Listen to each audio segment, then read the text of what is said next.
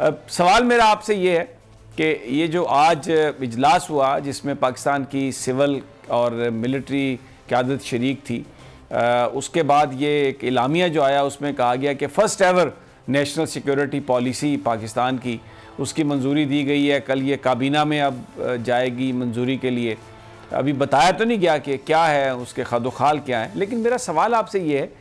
कि ये पहली पॉलिसी बनाई है हमने नेशनल सिक्योरिटी पिछले 70-72 साल जो हैं, क्या हमारा मुल्क किसी भी नेशनल प्लान सिक्योरिटी प्लान के बगैर चलता रहा है?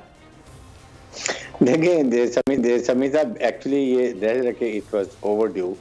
और मैंने नेशनल डिफेंस कोर्स किया था 2001-2002 में।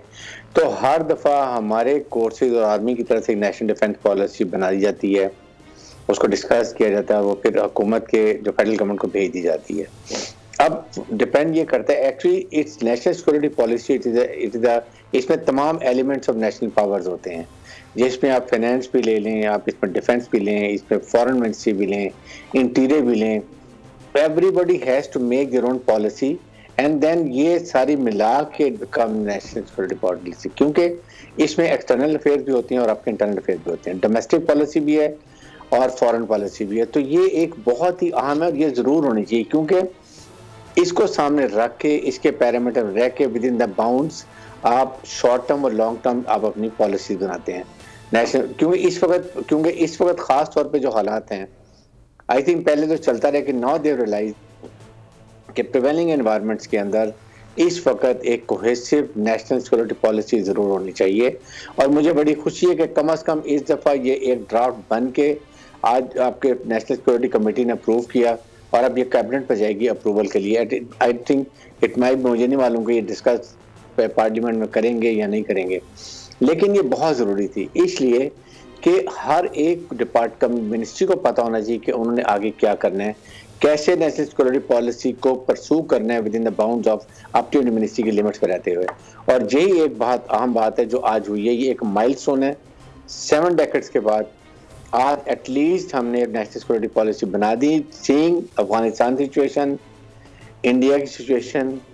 डोमेस्टिक जो आपके इस वक्त एक्सट्रीमिस्ट एलिमेंट की है प्रेशर, वो उसको भी लेकर चले होंगे, साथ टीटीपी को भी देखा होगा, और साथ ही साथ फॉरेन एलिमेंट जिसमें आप अमेरिका है, नेटो है, यूनाइटेड नेशन है,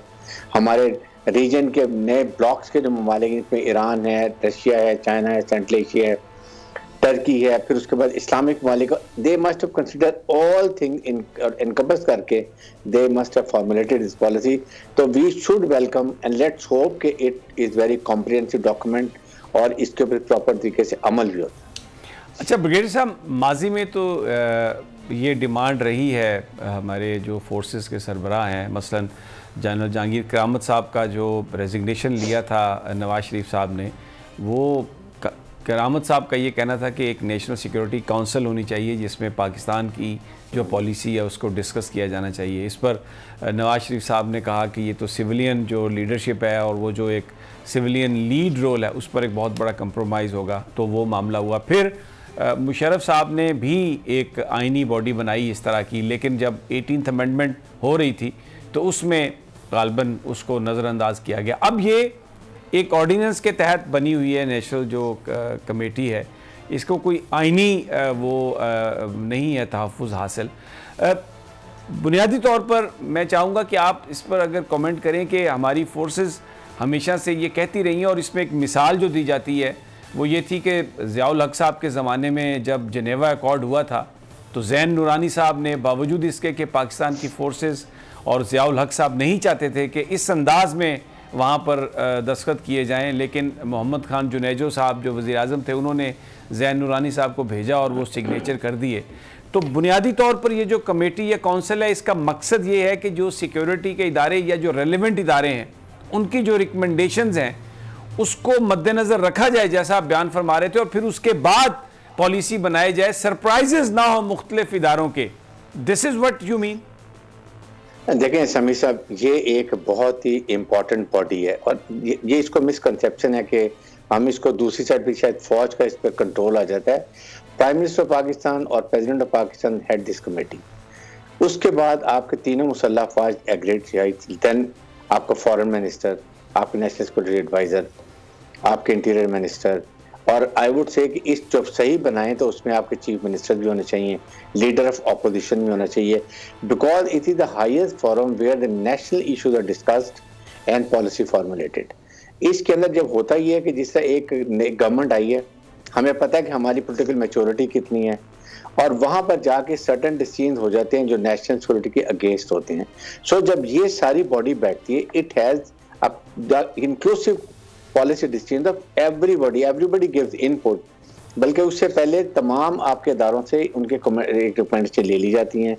फिर उसके बाद उसको फॉर्मुलेट करते हैं, फिर उसको डिस्कस करते हैं, and then you reach to certain conclusions जहां पर आप फाइनल इसको कर लेते हैं। अब आपने अगर जितने इंपॉर्टेंट इशू जैसे कश्मीर है या अफगानिस्तान है या अमेरिका है या गिविंग ऑफ बेसिस है, जो भी चीज़ हम डिस्कस करते हैं, डोंट यू थिंक कि अगर इस सिक्योरिटी के सामने ये थ्रेशोल्ड होकर निकले थ्रेडबेयर तरीके से, nothing is left over, all loopholes are covered and see plus minus point, and then you decide. I think it will be much better. और ये हमारे खासतौर मुल्क के लिए जहाँ पर नेशनल सिक्योरिटी के हैजर्ड्स बहुत हैं, इधर इंडिया बैठा हुआ है, उधर आपके सामने जो है वेस्ट में पहले रशियन होते थे, फिर अमेरिकन आके बैठ के उनके अपने डिज़ाइन थे, तो कहीं ना कहीं सबकी इनपुट होनी चाहिए। फॉरेन पॉलिसी में वैसे भी जब भी कोई चीज़ होती है तो डिफेंस भी अपनी रिकमेंडेशन देता है। अगर कहीं विजिट भी हमारे किसी प्रेसिडेंट की, प्राइम मिनिस्टर की होती है और उसमें अगर वो फॉरेन मिनिस्ट्री मांगती है, everybody gives input with in the own अपने अदारे के मामले में। तो मेरे ख्याल में पाकिस्तान में ऑनेस्टली टेक्नोक्रेट और साथ ये जो एक नेशनल सिक्योरिटी पॉलिसी ये कमेटी है, ये बहुत सिक्योरिटी काउंसिल होनी चाहिए जो कि मुल्क के इम्पोर्टेंट डिसीजंस ले और जिसमें सबका इनपुट होना चाहिए। ये नहीं कि फौज तो अपना डिसीजन, लेकिन पॉलिसी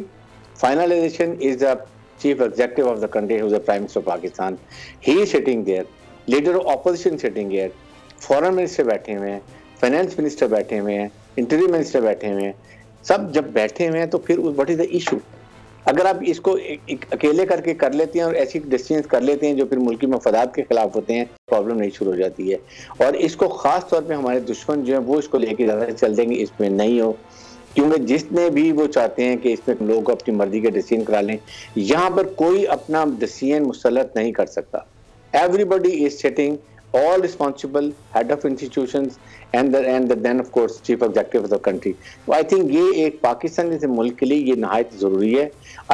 I strongly feel कि एक बहुत अच्छा इक़दाम है।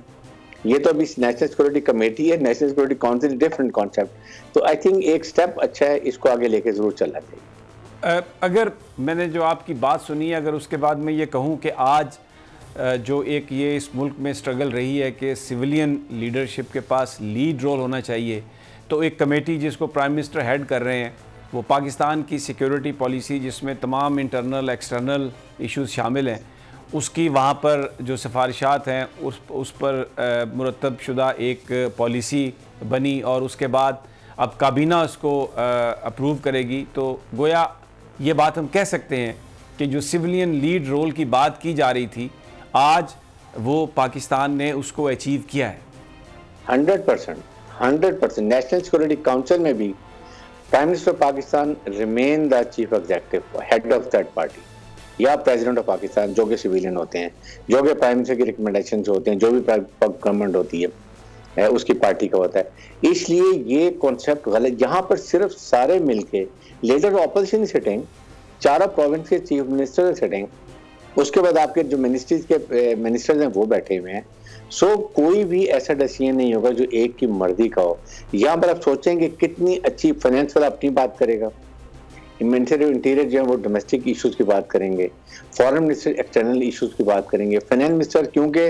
हर बात में आपको फाइनेंशियल इनपुट चाहिए तो he sitting over there, national security adviser prime minister ने अपॉइंट किया हुआ है, प्राइम मिनिस्टर पाकिस्तान खुद बैठे हुए हैं, मुसल्लह अफवाज अपनी रिकमेंडेशन देंगे, थिंकिंग जो उनके पर्सपेक्टिव से चीजें हैं। सब्सक्राइब करें और बेल दबाएं ताकि कोई खबर रह न जाए।